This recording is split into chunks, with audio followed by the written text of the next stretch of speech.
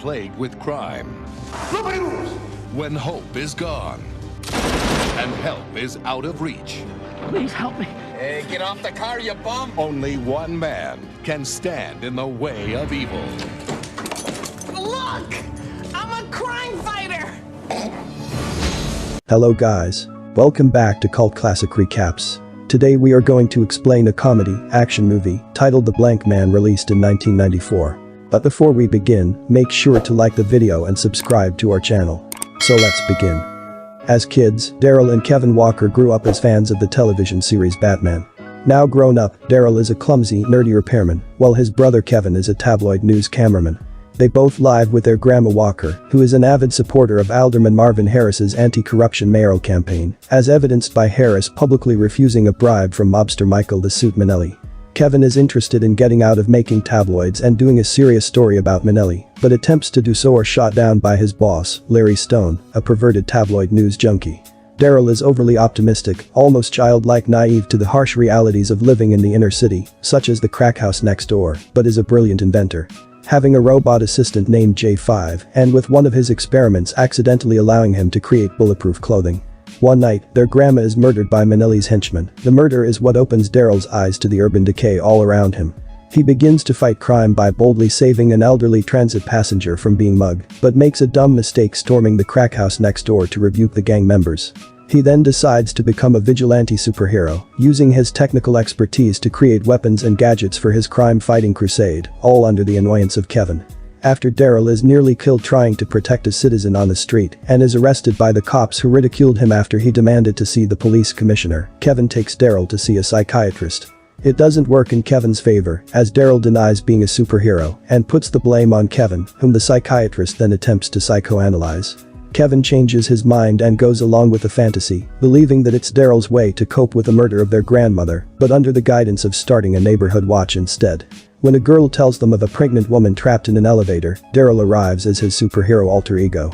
Upon delivering the baby, he is surrounded by many, including reporters.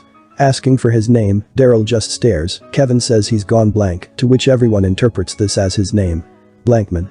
Over time, Daryl uses his Blankman identity to protect various community members, build up a reputation, and inspire both the town's citizens and other real-life superheroes.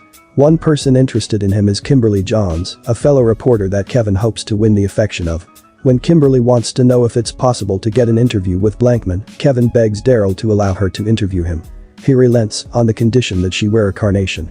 Taking her on his blank cycle at the train tracks, he brings her to his secret hideout. The Blank Station, an abandoned subway station filled with all of his inventions, or in his words, junk. Kimberly interviews him about how and why he took up crime fighting, revealing it was because of the death of his grandmother. Impressed by his heroics and modesty, Kimberly immediately falls in love with him. She kisses him, only for him to panic when he gets an erection.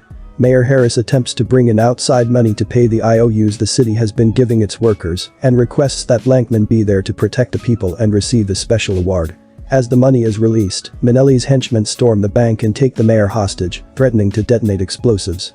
At the police chief's request and the crowd's chance, Blankman attempts to save the mayor. Even with Kevin's help, he is unable to stop the crooks, nor defuse the bombs. Before the bombs go off and the mayor along with it, Daryl reveals his identity and his grandmother's support for the mayor. Mayor Harris wishes him well, warning him to run, and says he will tell his grandmother about Daryl. Blankman runs out screaming as the bank explodes, killing Harris. The crowd, seeing his failure, turned on him and chased him down the street. With the city hating him, Daryl gives up on crime fighting and even a possible relationship with Kimberly. Trying for a normal life, he gets a job at a McDonald's.